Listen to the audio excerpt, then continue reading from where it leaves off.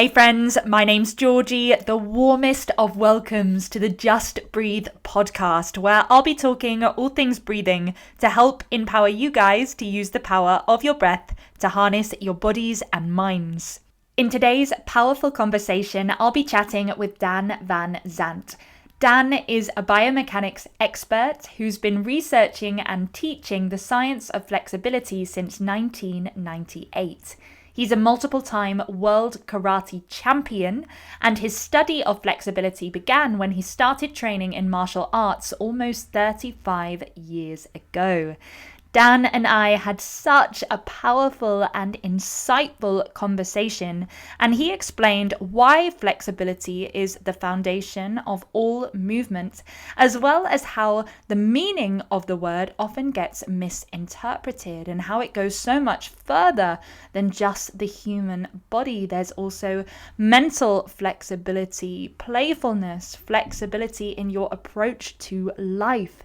We also talked about how stress affects your flexibility and ultimately your ability to move, as well as a little bit about the science of flexibility and how you can improve your movement by moving and working in an intelligent, informed, intentional way. It was a really, really powerful conversation, and everyone can gain something from some of the insights that Dan had to offer. I really hope you enjoy it. A little bit of housekeeping. If you haven't already, don't forget to like, share, and subscribe to the Just Breathe podcast. Let's keep on building that strong breathing community. The more people talking about breathing, the more people becoming empowered by the breath, the better. All right, let's dive right into today's powerful conversation. I really hope you enjoy it and you walk away feeling inspired and empowered. This is episode 40 of Just Breathe with Dan Van Zandt.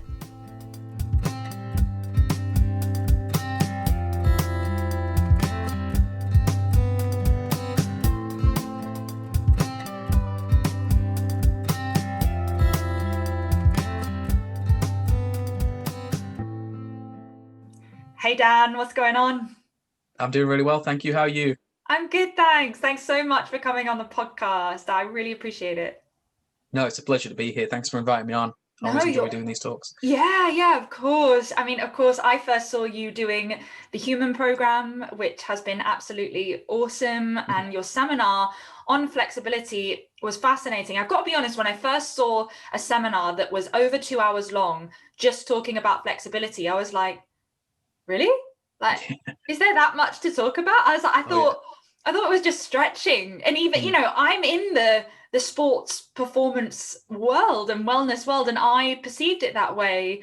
And I was like, can you really talk about stretching for that long? Do you get that reaction a lot? Oh, absolutely. Flexibility is a beautifully complex subject. And we could talk for 2 hours just about the definitions that are used. Really? But I think that perception that flexibility / stretching is a simple topic comes down to the attempts by certain people in the industry to try and simplify things. And you have to praise their efforts to try and simplify things for people, but they've kind of taken it a step too far and really dumbed things down. Not saying anybody's dumb, but they've oversimplified the subject to the point people now commonly think flexibility is just this passive property, and that stretching is just go to end range and hang out. But it's not. It's it's so much to it. Yeah, well, that's why it's so interesting, I think, to even compare flexibility with the breath. I have said many times that I really believe breath is a foundational part of health, one of the most important biological functions we have. And you spoke about flexibility as something that was completely foundational to all, was it motor movements? You said you listed about a 9 or 10 of them, and you said that flexibility was one in its own right, but it also is part of every single one of strength, of speed, of all the rest. Yeah. So those things I was talking about are called, well, they have different names, but they're called motor abilities or motor qualities. Most people will know them as the components of fitness, or the elements of fitness. This is purely looking through a movement lens, not necessarily a structured exercise lens, but there are 6 capacities that everybody has, which contributes to their ability to move, which we call motor abilities or motor qualities. And the 6 are flexibility, strength, endurance, speed, agility, and coordination. And how well you move depends upon how those 6 abilities come together. So take, for example, a weightlifter. Their strength will be off the chart. So they'll be able to exert a lot of force in their movement, but their aerobic endurance may not necessarily be very high. So their ability to move for a long period of time won't be great. Okay. And that's, so everybody has a very unique movement profile or a movement fingerprint. And that's actually what the word mobility is referring to when you look at the majority of the scientific literature. It's somebody's overall quality of movement rather than their range of motion. Range of motion is strictly flexibility. But because people have tried to simplify things, they've mixed up these terms, and so everybody's confused now. I said flexibility is foundational because flexibility refers to the limits of your range of motion, or how far you can move your joints. So the other 5 motor abilities can only occur within the limits of your flexibility. So you couldn't move, surely. If you had 0, then you actually would be completely static. So exactly, you just be the Tin Man, tin Woman. But thank you for that. Yeah, it's okay. But flexibility is a motor ability in its own right, because it can be developed without any of the other motor abilities developing. Just by doing traditional static stretching, you would improve your flexibility without improving endurance, without improving strength, and so forth. But you can't develop the other motor abilities without affecting flexibility. So when you do anything with your body, one of 3 things will happen. You'll increase, decrease, or maintain your range of motion. That is flexibility training. And it doesn't matter whether you're running, whether you're lifting weights, whether you're doing speed work. Anything you do with your body affects range of motion. So everything you do is flexibility training. So the other motor abilities are also a combination of flexibility, but because we can develop flexibility on its own, it exists in its own right.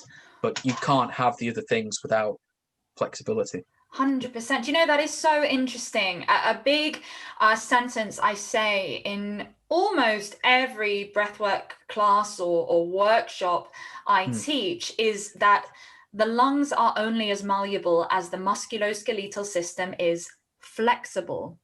And that's so interesting when we talk about flexibility as such a foundational quality, because of course without breath we would not be alive. Without flexibility, truly we would not really be able to move. And in taking an example like running, of course the flexibility of your hips and of your legs affects your stride, and so that will change the way you run. That if you have very stiff legs, and I'm sure you're much more likely to get injured if your legs are particularly tight. And interestingly, with breathing, if you are living in an incredibly tight body, and I certainly want to get onto the subject of stress and tension and the effect of that later on, but that has a huge effect on your breathing, because the lungs are surrounded by layers of muscles. You've got those intercostals. The diaphragm itself is a very important muscle. And if the surrounding areas do not have flexibility, then the lungs cannot expand to their full capacity, and you cannot breathe freely and openly. So that's actually really interesting, that actually flexibility is essential to all areas of health, not just movement and sports and exercise, which is what everyone associates it with. Absolutely. It's funny because people tend to think about flexibility as just this physical quality, and most of the time that is what we're talking about. But flexibility just indicates an ability to change. That's what flexibility means. So you talk about physical flexibility, it's the ability to change the position of your joints. That's the literal definition. But there's also cognitive flexibility, and there's also emotional flexibility. Wow. So cognitive flexibility is your ability to change your mind about something, right? Emotional flexibility is your ability to balance your emotional state. And we see time and again that people who are mentally and emotionally rigid are physically rigid as well. And that's to do with areas of the brain like the cerebellum and the limbic system, which manage and contribute to our mental and emotional function, also contribute to our coordination, our ability to move our bodies. Right. So it's no surprise that people who are mentally and emotionally rigid are also physically rigid, and that relationship, like anything, will be bidirectional. So people who are physically rigid are likely to be mentally rigid and emotionally rigid as well, and this cycle will just repeat itself, so that they'll enter a very restricted state of breathing, and that is only going to contribute to their rigid mentality and well, we think about the language around these optimal states of mind and the homeostasis of the body. A lot of people will say the words in flow, you know, or even they'll use the words, you know, she was really flexible in terms of an openness to change, in terms of, you know, circumstances and different things like that. And in terms of the nervous system, there's an incredible doctor I interviewed who specializes in burnout, Dr. Ilamanga, and she talks about being locked in an adrenalized state, and where the nervous system is overstimulated and too much in a state of constant fight or flight. Too much cortisol, adrenaline is released, and the adrenal glands are no longer able to cope. The body becomes locked.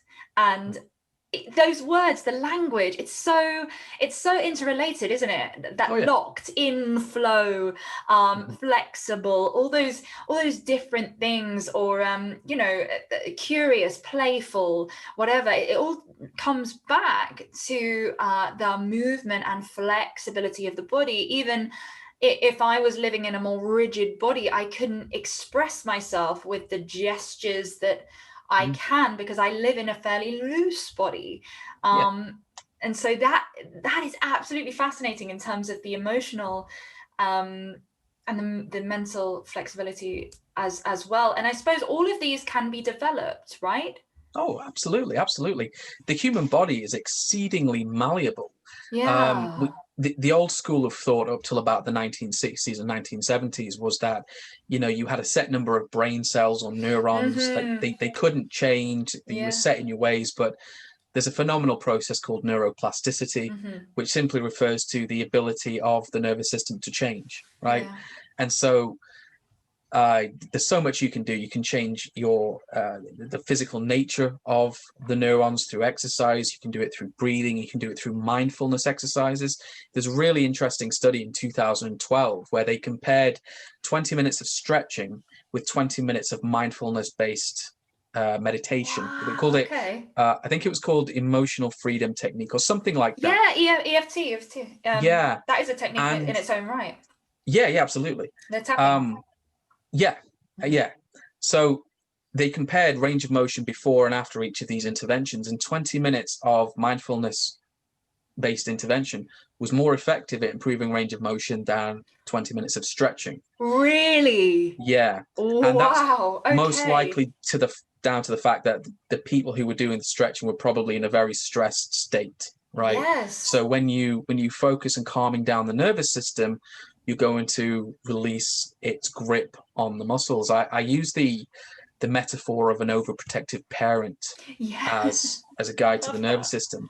And the way we have to think about it is, if you're behaving in such a way that is going to cause your nervous system to ground you, it's going to place you in curfew until you can prove to it that you have the right to move into those ranges of motion. And you can do that through breath work, through strength work, through regular movement practices, until you have taught that overprotective or proven to the overprotective parent that it can give you a bit more freedom. And that's kind of a metaphor that a lot of people can relate to. Yeah, absolutely. Especially parents. You know? Yeah, 100%. I mean, it makes so much sense though, in terms of, if we think about it, that it's such a problem or an issue, I suppose, in today's modern world with, you know, this or constant texting and emails and things that were supposed to make our lives easier have actually made us more rigid, because it stimulates that sympathetic state of, or sympathetically dominant dominant state, I should say, of fight or flight. And of course, when that happens, a lot of oxygen, a lot of blood flow is sent to the extremities, to the arms and the limbs, because your body thinks it needs to run.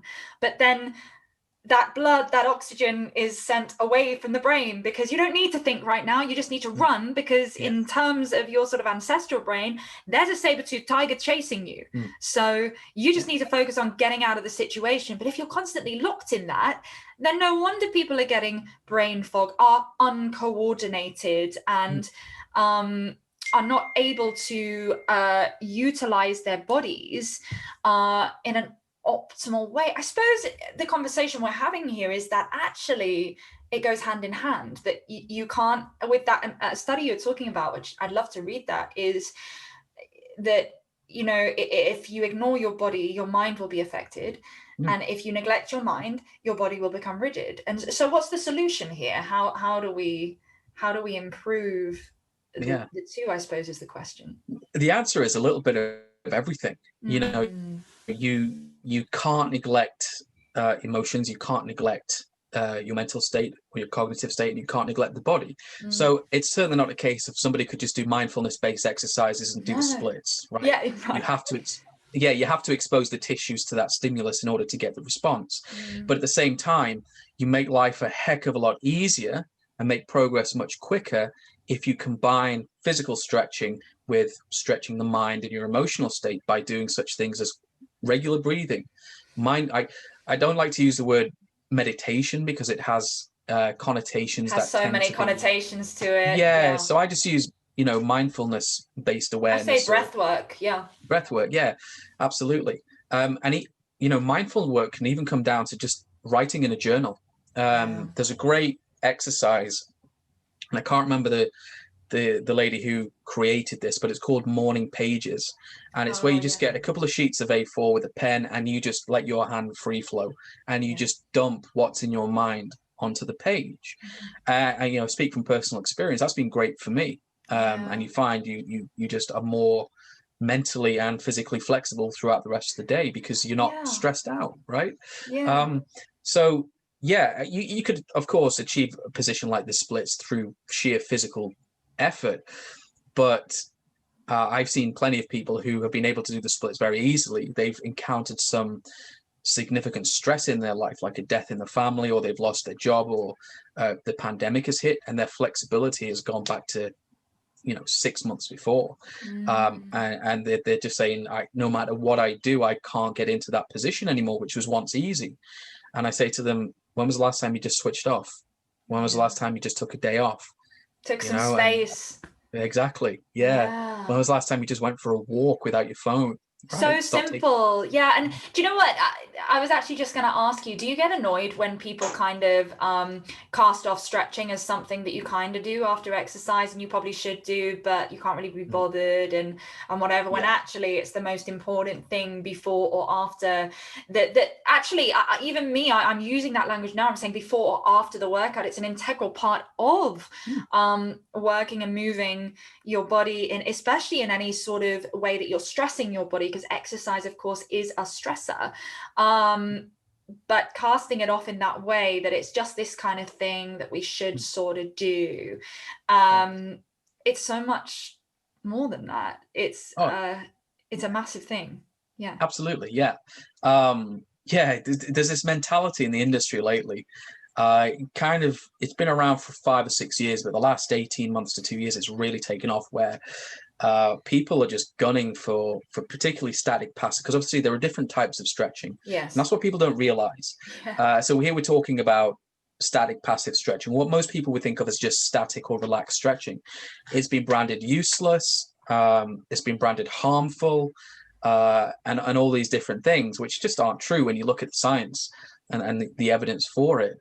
You know, when people say it's useless, they mean it doesn't improve range of motion. But when you compare it to even strength training, which is the in thing to do for flexibility at the moment, it's as effective as strength training. And some people won't improve range of motion with strength training. They're just what we call non-responders. But you get them doing long duration, moderate to high intensity static stretches, they improve flexibility. Yeah, but so, you know, if you're not flexible, you can't go as low in that squat, which is, I remember what you were saying in your seminar. Yeah, so you can improve what we would call it loaded stretching. So you're still stretching. You can use loaded movements to improve flexibility to a degree, but it'll never be as much as you could do with a static passive stretch, because there's too many restraints acting on the system. If you're doing a dynamic movement, you have the dynamic stretch reflex, for example.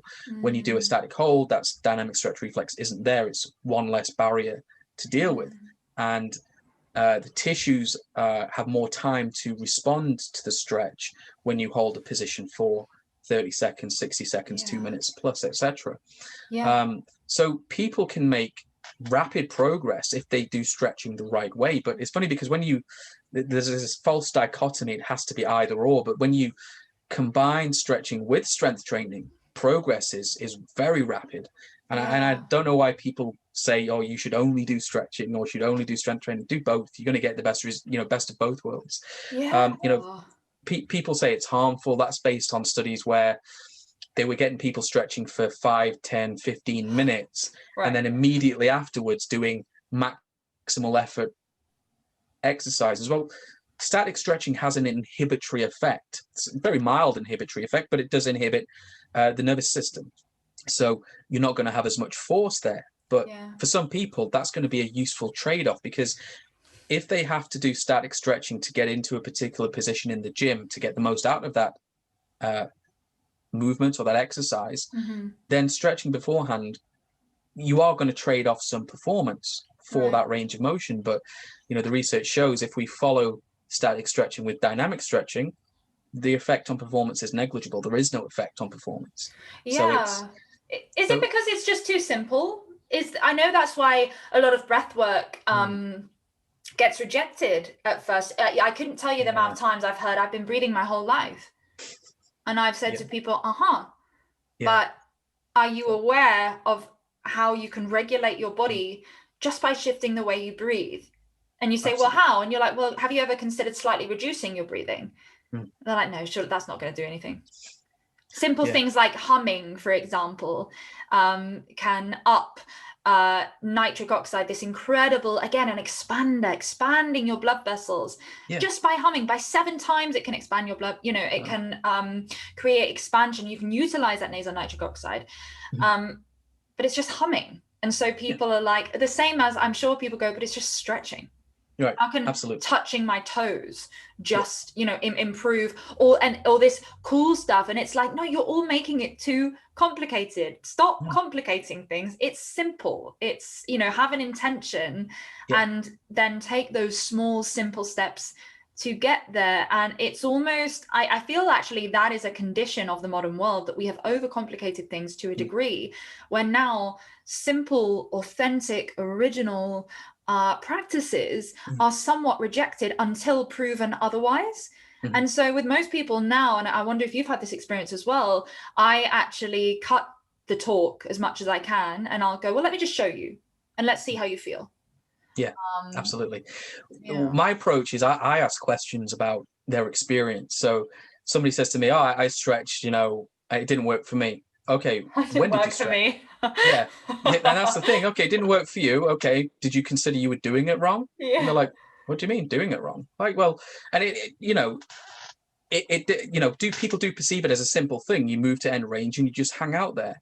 But they don't realize there's training variables such as duration, intensity, frequency that we have to consider. And I say to them, when did you last stretch? Oh, 15 years ago in gym class at high school. Well, and it was probably ballistic, and they're like bouncing to try and touch their toes and awful things like that. I say, well, how intense was it? What do you mean? They then say, what do you mean intense? Like, you can make stretches exceedingly intense. It's funny you mentioned ballistic stretching. Like static stretching has been shown to, when it's intense enough, produce more delayed onset muscle soreness than ballistic stretching. Ballistic is awful, right? In most cases. For most people, because they haven't conditioned the tissues for that. It's not very good at improving range of motion. No. Now, people who are already flexible and have a certain level of tissue strength in that range of motion can use ballistic stretching to improve the elastic efficiency of the tissues. So you can use it as, the way to think of it is like plyometric stretching. But unless you're involved in sports and activities that utilize a stretch shortening cycle, like basketball, for example.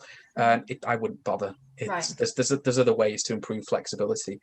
But yeah, most of the time people have just tried to reach the toes for 10 seconds, gone, it doesn't work for me. But the problem now is social media gives everyone a platform, makes everyone an expert, and so they will then tell all their followers stretching doesn't work, which is ridiculous. It really, because then I say to them, what do you mean it doesn't work? I had this just a few days ago. There's a doctor of physical therapy saying static stretching has been shown to be useless. So I always get tagged in these kinds of posts, and my first question was, useless for what? What do you mean by that word useless? What are you implying? And they meant useless for injury prevention. I said, well, okay, what type of injury, right? And what kind of stretch? Because there are exactly 4 kinds, right? Yeah, absolutely. So yeah, it's a weird kind of situation, because stretching and flexibility is simple to understand, but people have kind of oversimplified it to the point that it's become complicated for them. It's such a weird situation at the moment, because the methods I teach and I talk about have been taught for decades. Isometric stretching is my favorite way of stretching. For men, it tends to be very effective compared to static passive stretching. It's been around since the 50s and the late 40s, early 50s. It evolved from PNF, or proprioceptive neuromuscular facilitation, which was a rehab technique for stroke patients. So yeah, it's nothing new. There's nothing new, absolutely. And it's funny because especially when it comes to stretching, people have this habit of renaming things that already exist. There's anyone listening who's part of the functional range conditioning system, they'll know exactly what I'm talking about. There's this thing called pails and rails, really obscure, progressive angle isometric loading. It's isometric stretching. At the end of the day, you're stretching and contracting the muscles. There's so much of that right now, though, of relabeling, even ways of eating or ways of breathing, even. For example, the Wim Hof method is extremely famous, and I am extremely grateful for what Wim Hof has done for the breathwork world. He's a legend, and I think his work is amazing, but effectively it is a form of Tumo breathing, which is an ancient technique. It's thousands of years old. There's nothing new, but Wim Hof has simplified it to be more relatable to the Western world, and that's great. But it is still in effect a Chinese whispers of an ancient technique, which everything almost is to a degree. It's almost like people will say, the caveman diet or the hunter-gatherer diet, and you're like, well, listen, as if they created it though, and you're like, well, listen to the name, because hunter-gatherers, I think, correct me if I'm wrong, were a good while ago. I don't think this is anything new. Well, so this whole kind of obsession with the Paleolithic / hunter-gatherer era lifestyle, it pervades everything in the health and fitness industry, not just the diet, but also movement as well. And you get people recommending certain ways of moving because it takes us back to our hunter-gatherer roots. And I just say to them, when was the last time you hunted a lion on the Serengeti? Or when did you have to go and forage in the bushes outside a bus stop for your berries? You didn't. You went to Marks and Spencer's or Waitrose or wherever you went to get them. So let's stop being so pretentious, and let's stop pretending to be things we're not. Because the hunter-gatherer lifestyle was a particular environment that we were adapted to. That's fine, but we live in a completely different environment now. And the hunter-gatherer lifestyle isn't necessarily compatible with that lifestyle, with the current environment, and that goes into a whole goes down a deep rabbit hole of epigenetics and evolutionary biology, which we won't get into today. Well, of course, but it does bring to light how comfortable our lives are in the modern world, and especially in terms of stretching. I know that pain perception has a lot to do with stretching, and I wonder if you see stretching in a way as a tool of building resilience as well, in terms of mental resilience. Do you see it that way? Oh, absolutely. One of the main theories behind why we adapt to stretching is called the stretch tolerance theory. The tolerance part relates to pain tolerance. Right. So pain threshold and pain tolerance are two different things. Pain threshold is the point at which a stimulus becomes painful, and pain tolerance is how much we can tolerate before we have to stop, basically. And one of the leading theories, stretch tolerance, states that we are able to display more range of motion over subsequent stretching workouts. It's because we get used to the pain. Right. The nervous system gets dulled to the pain of stretching. That's not the only thing that happens. It certainly contributes to our ability to stretch further, but it's not the only thing.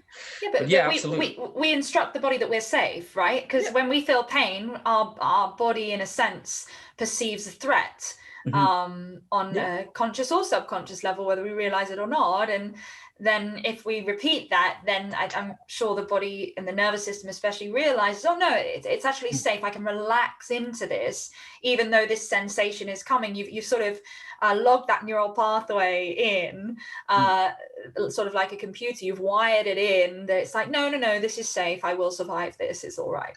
Yeah, and that's evidence of neuroplasticity occurring in the parts of the nervous system which are responsible for pain perception. But stretching is very useful for pain management. I'm a chronic pain patient myself. I have a condition called CRPS, which is there's a thing called the McGill pain scale, and it's actually ranks above childbirth and amputation for when you get when you get a flare up. So this relates to some surgery I had a while ago.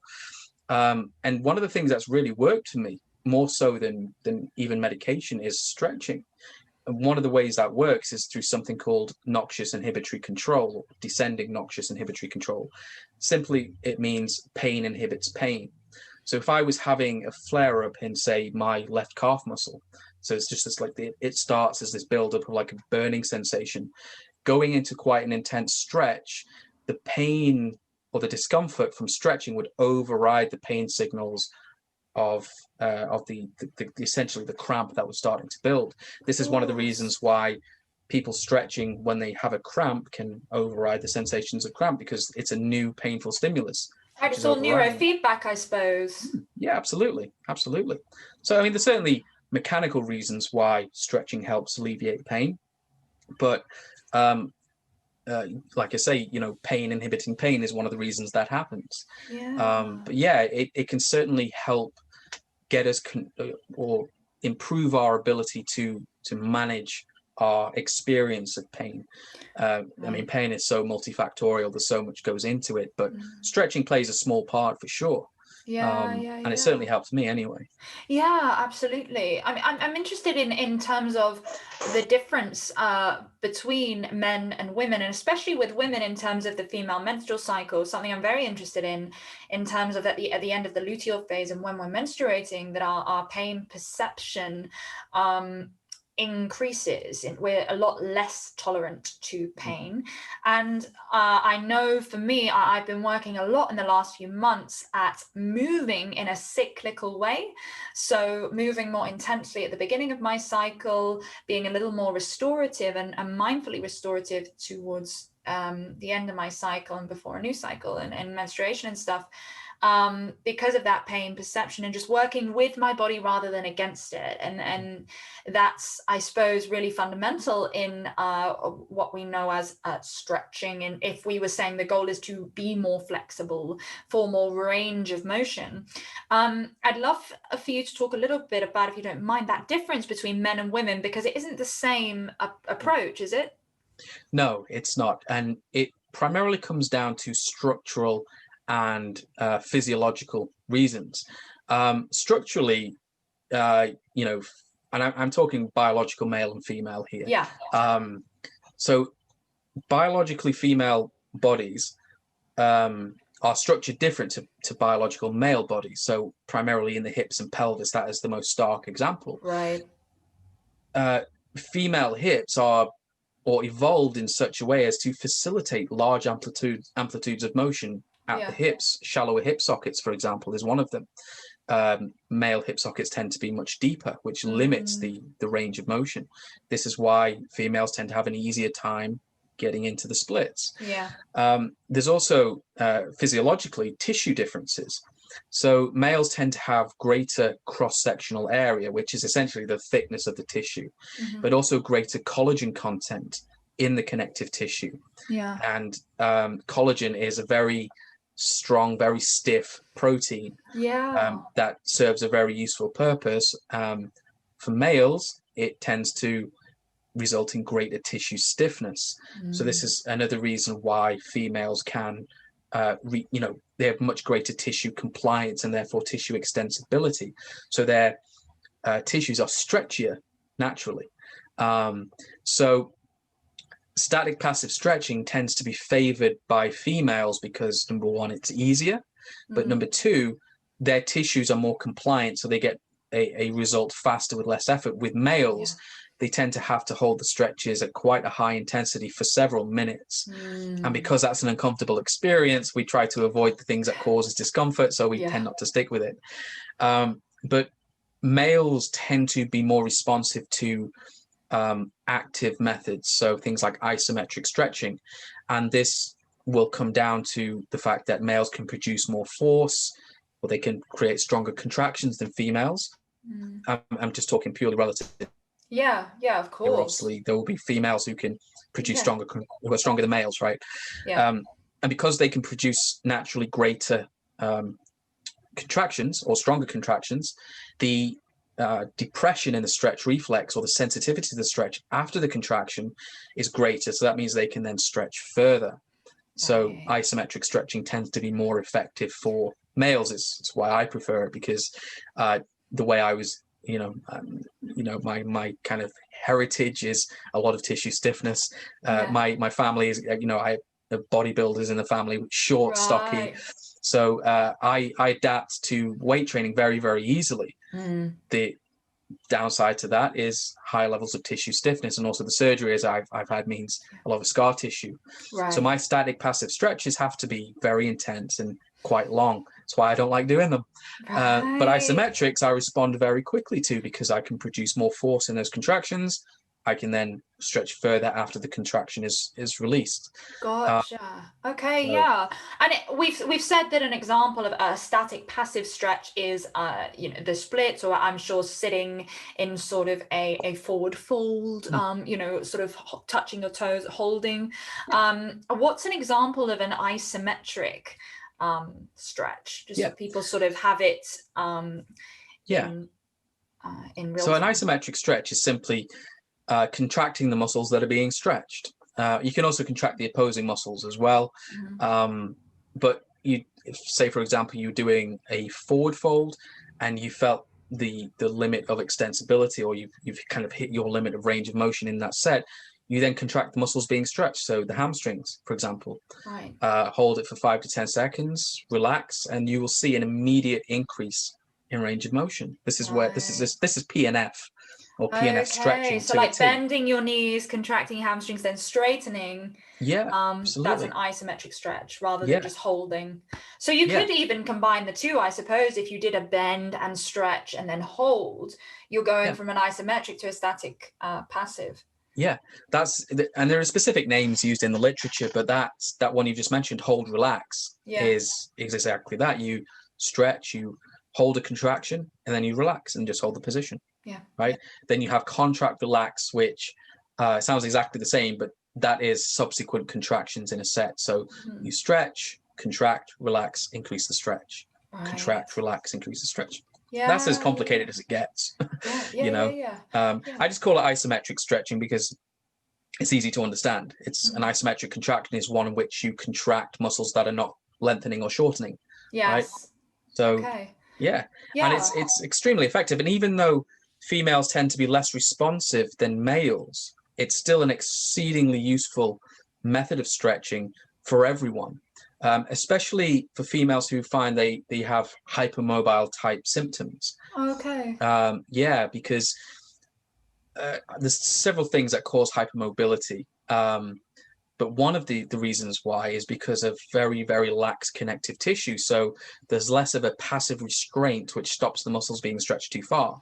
Okay. But if you improve the ability of the muscles to actively contract through that range of motion, you can control your own movements better. So there's less risk of the joints being taken too far, basically. So even though they're not as effective for females as males, naturally speaking, they're still exceedingly effective and very, very useful, and I would recommend it to everyone.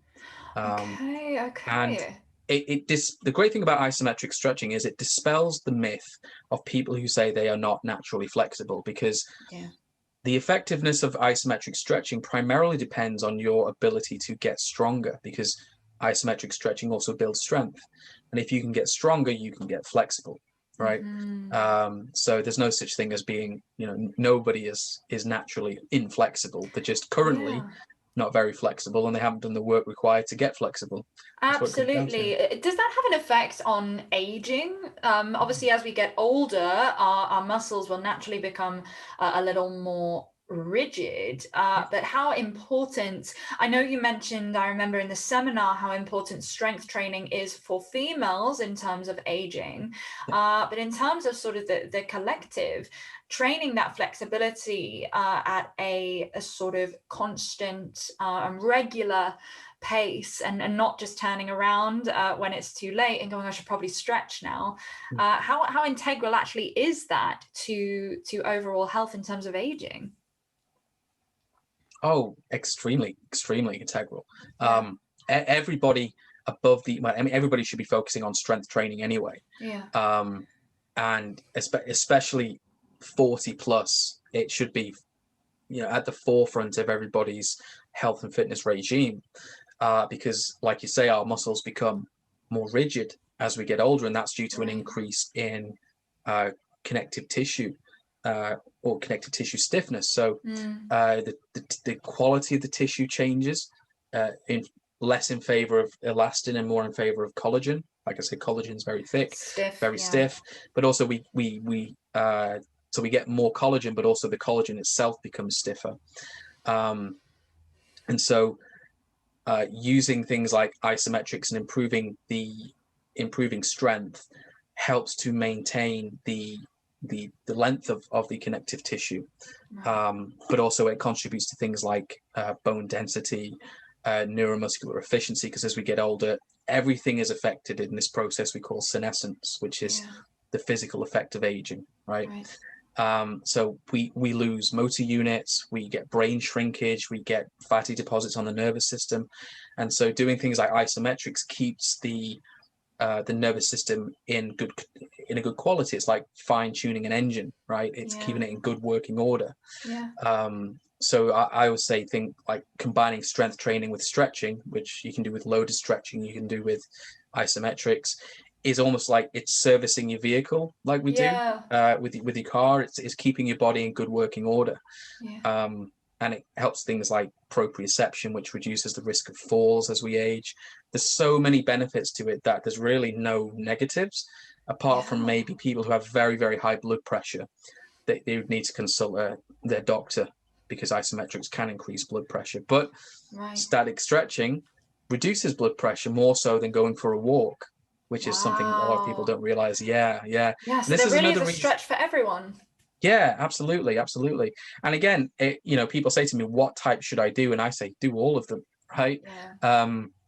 Do static passive stretching to help manage stress and blood pressure and tissue stiffness. Do isometrics to maintain strength and tissue quality and neurological control of your joints. Do dynamic stretching to be able to display that flexibility at speed, because flexibility is speed specific. It doesn't have to be crazy split stretches or anything like that. Just moving and using your body helps ultimately. Absolutely. That's awesome. I wanted to ask you this at the start, but there's so many incredibly interesting things to talk about that I never did. But how did you get into all of this? How did you get into becoming so knowledgeable on the science of flexibility? When did it pique your interest, or what was your path? A very young age. So My background is martial arts, so I've been doing, Okay. yeah. Makes So sense. I was a hyperactive kid. I was basically thrown into martial arts classes about the age of 4 or 5 to burn off some of this excess energy. I Right. was a rascal. Yeah. And I was very fortunate to have instructors who were very knowledgeable about the human body. Right. Um, some were quite well known in the martial arts world, and they had bachelor's and master's degrees in physical education and exercise Oh, physiology. And because these systems of martial arts primarily relied on doing high kicks, I knew instinctively from an early age stretching was necessary. So yeah. stretching was drilled into me from a very young age. I was never naturally flexible. I didn't get my splits until I was about 11 or 12. So, and I Right. was training regularly from 4 or 5. So I had to work at it. Wow. And then, so that was like mid to late 80s when I started. And then in the early 90s, I started attending seminars with a guy called Thomas Kurz, who wrote a book called Stretching Scientifically. Okay. I'll just show you the book here. There you go. Oh, cool. Yeah, yeah, yeah. Yeah. So I attended lots of seminars with Tom, and his was a very scientific approach to stretching. And then in the late 90s, I started teaching classes at the karate school where I trained, and that was my first paid job. We're talking not pocket change really. Yeah, yeah, But yeah. I was teaching people about the science at the same time as teaching them the exercises. And this was the time when the internet was really taking off with chat rooms and message boards. And for as long as I've been teaching this stuff in person, I've been doing it online as well, which is almost 25 years now.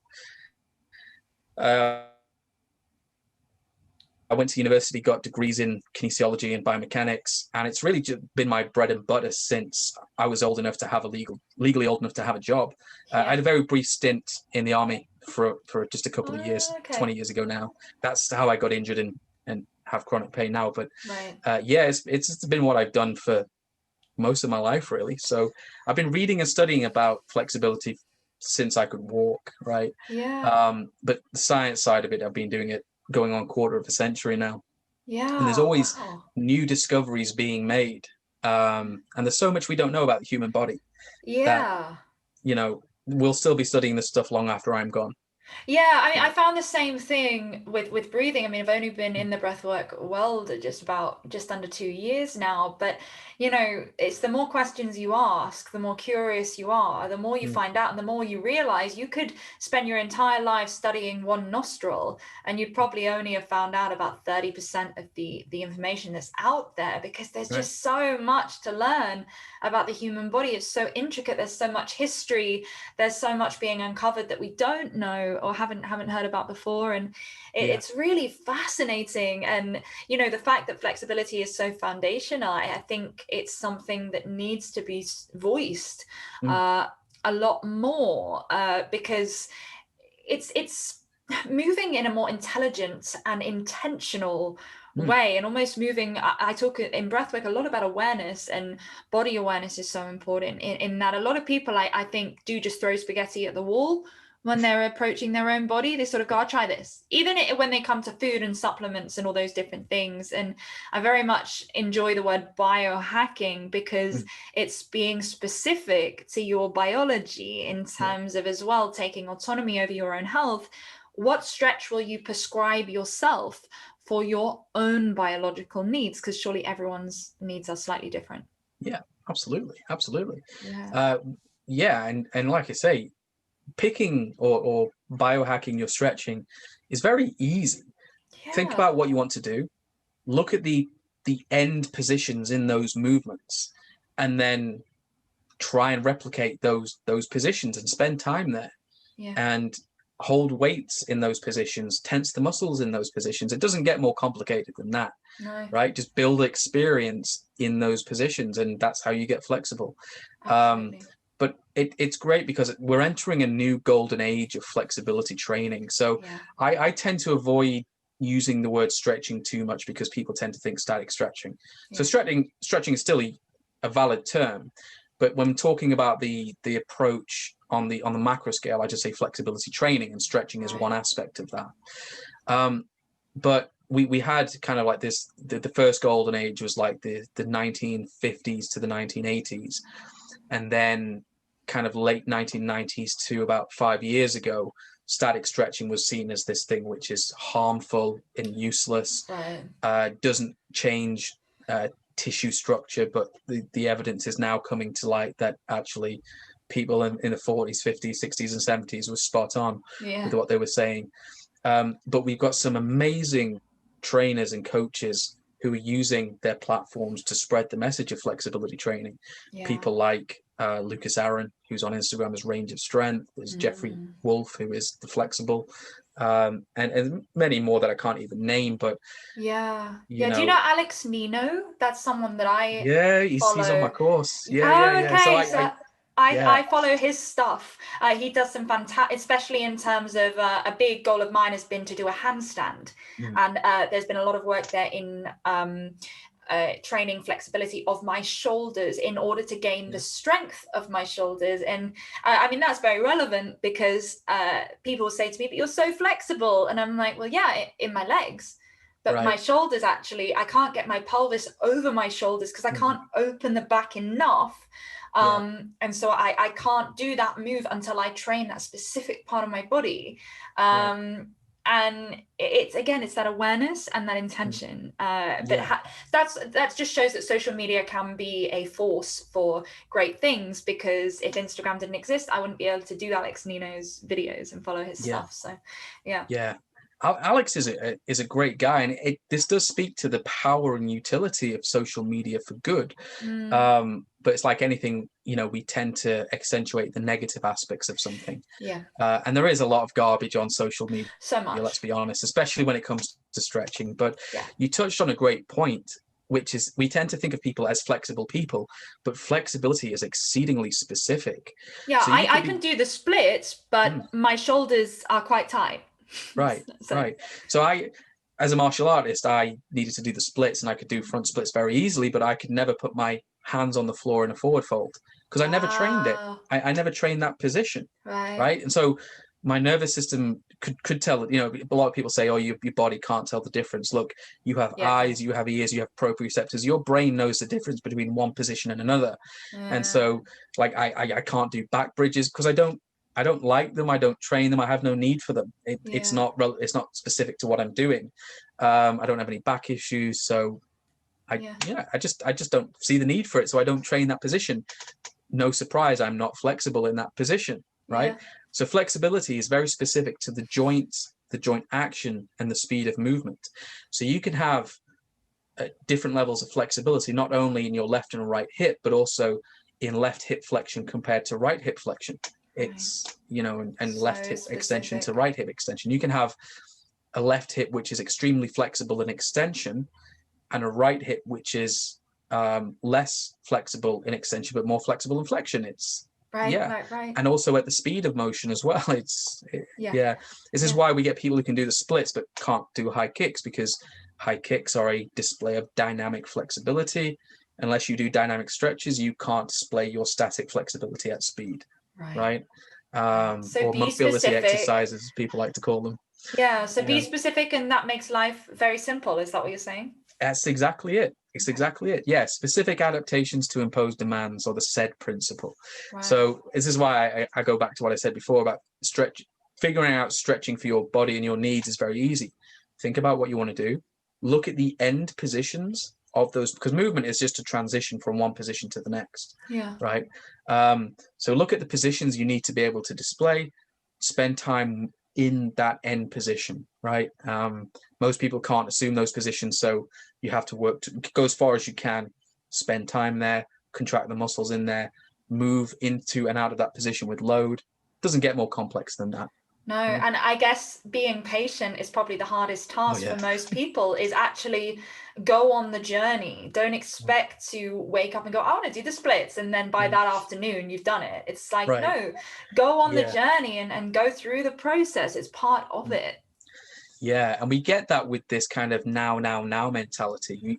And unfortunately, there are people who take advantage of that. You'll see these advertisements on Facebook for programs which say do the splits in 4 weeks, and there's a guy doing the splits. It's like, I know who you are, and I know you didn't do the splits in 4 weeks. So it's a very, No. yeah, it's so disingenuous. You can't promise that, because like Michael over there might not be able to touch his toes, where Serena over here might only be 2 centimeters away. And it's like, well, that's two completely different bodies. How could Yeah. you promise everyone that they could do the splits in 4 weeks? It makes no sense. And Right. that's another another person on the human program who did a brilliant seminar on, he trains a lot of athletes.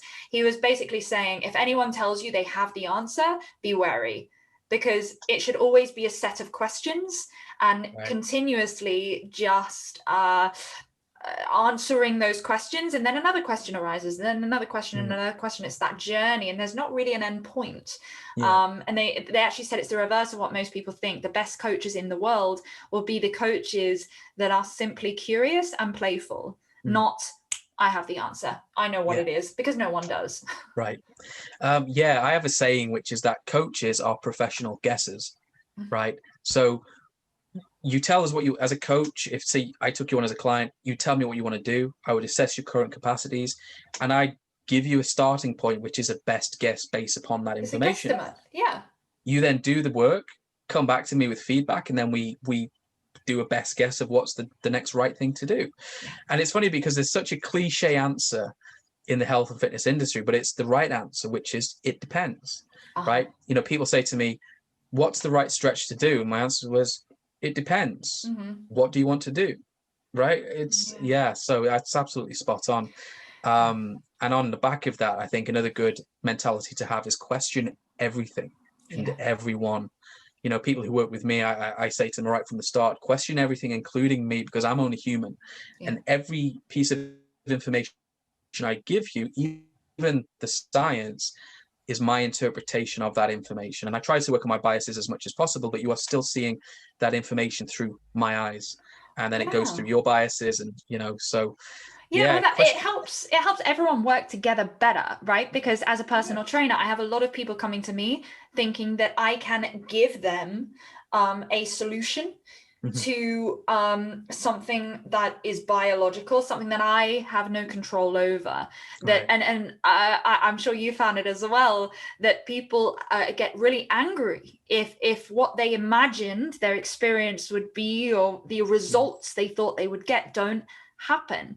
And it's that thing of, it is so much easier once you open people's eyes to the fact that it's all a system of trial and error, and that it is simply playing with guesstimates and seeing what adaptation the body creates. I'm like, I didn't create that adaptation unless I, you know, literally inserted some sort of suction into your body and took the fat away. I said, that's not me doing that. I'm holding space for you to do a movement that may tone, and that I know will strengthen and tone your body, but I don't know when, I don't know how long it will take exactly. And that's where these people on Facebook, it's laughable when people say full transformation, 4 weeks, especially in terms of weight loss and things. And you're like, but, and this is when I sometimes, even as a personal trainer, go, have I got it all wrong? Because to me, it depends. Is that person stressed? That has a lot to do with weight loss. Where are they in terms of their menstrual cycle? How do they eat? There's so many variables that I can't control as a coach, that how can I possibly tell someone exactly when they're going to lose a certain amount of weight? For me, it's never, I tell my clients, it's not about weight loss ever. Because it's not about aesthetics. I tell them, how do you want to feel? Do you want to feel freer in your body? Okay, we need to work on your flexibility. Do you want more energy? Okay, right. Maybe it's more of an endurance training. Do you want to feel strong? Do you want to whatever? And the best thing is then we take the stress out of it and they become playful and curious, because as soon as you're moving your body to be skinnier, so much of that I find at the beginning, you are starting any sort of movement from a place of stress, and then no one's going to get anywhere, because you're pressuring yourself to an unrealistic goal. Because what, like flexible, what does that word even mean? I mean, we could talk for hours about this, of course, and we're going to have to finish up soon, but I do find it interesting in terms of expectations and perception of terms and things. I even had a client yesterday that said, I want to do the splits. Do you think I could do them by November? I said, it depends. Yeah, it does. The thing, yeah, like I tell people, biology is very slow and it doesn't care how impatient you are. It took us 2.5 billion years to go from single-celled structures to what we are now. Right. Biology is going to take its time. It really doesn't care. It's not in a rush. Right? Yeah, but as human beings, because we live such short lifespans, we can't think of things in terms of geological timescales. So we just think about the now. Yeah. So yeah, and it's interesting you mentioned curiosity and patience, because those are two hallmarks of people who are mentally and emotionally flexible people, right? And if you've ever done any kind of formal mindfulness-based training, whether it's going through therapy or counseling or whatever, one of the first things they do is manage your expectations and say, this is not going to be an overnight process, because ultimately you didn't get to where you are overnight, right? No. As a child, you had all the movement freedom you needed, right? Or you wanted. Then you spend however many years sat in a chair at school, you take the bus home, you sit in front of the TV, you sit at the table eating your dinner, you go to bed, you repeat that however many years. Over time, your body learns to become very good at sitting in chairs. That's why you have tight hip flexors, right? Yeah. So it's going to take time to undo that and convince your nervous system and the tissues that you deserve to have those positions. So yeah, it takes as long as it takes. I mean, in terms of actual timescales, for somebody who has what we would call average flexibility, it can take, and this all depends on starting strength as well, but most adults will take anywhere from 6 months to 18 months to do the splits. Wow. And it's so variable, Yeah. So, there's a guy called Emmett Lewis, known as the Splits Wizard, very, very good flexibility coach from Ireland, who says, think about flexibility in terms of months and years rather than days and weeks. Now, if you are in very good shape, very strong, good tissue pliability when you first start your flexibility training, you could do the splits in a couple of months. But let's be honest, most people who are taking up flexibility training aren't in great shape. No. And that's not to shame anybody. It's just the way we are. It's our physical health has taken a backseat to other stresses and other demands of life, and it's just the way it is. And there's no shame in admitting that. No. And the more people are willing to be open and admit where they're currently at and how long it's going to take, the easier time they're going to have. Yeah. It brings to my mind, and I hope something that is on the rise, which is probably a great point to finish on, actually, is a willingness to fail. A willingness to what, sorry? To fail. Oh, yes. In that, one of my favorite books is a book called Inner Excellence by Jim Murphy. And he states, there is no failure, only feedback. And I love that in terms of we have become such a perfectionist and obsessive society on goal orientated and from such a consumerist point of view, that it's more success. And what do these words actually mean? They don't really mean anything. That in terms of flexibility, there's so much frustration that kills the playfulness, that kills the curiosity, because if you can't do it in a few days, you failed, or a few months, you failed. And it's like, actually, well, you've switched off your awareness, you've stopped being conscious, because you're missing out on some really vital feedback that your body is giving you for how to improve. Mm-hmm. Yeah, absolutely. And it's funny because people beat themselves up over this, and it's such a shame, because your body is trying to protect you. So you've spent so much time in a restricted range of motion that you've communicated to your brain and spinal cord exactly what you want, and it has given you exactly what you want. And when you try and move beyond your normal range of motion, your nervous system is trying to protect you from the danger of that stretch, what it perceives as a threat to your survival, right? And we're working against incredibly powerful biological forces like evolution, which, like I say, take time and a lot of energy in order to get the results that we want.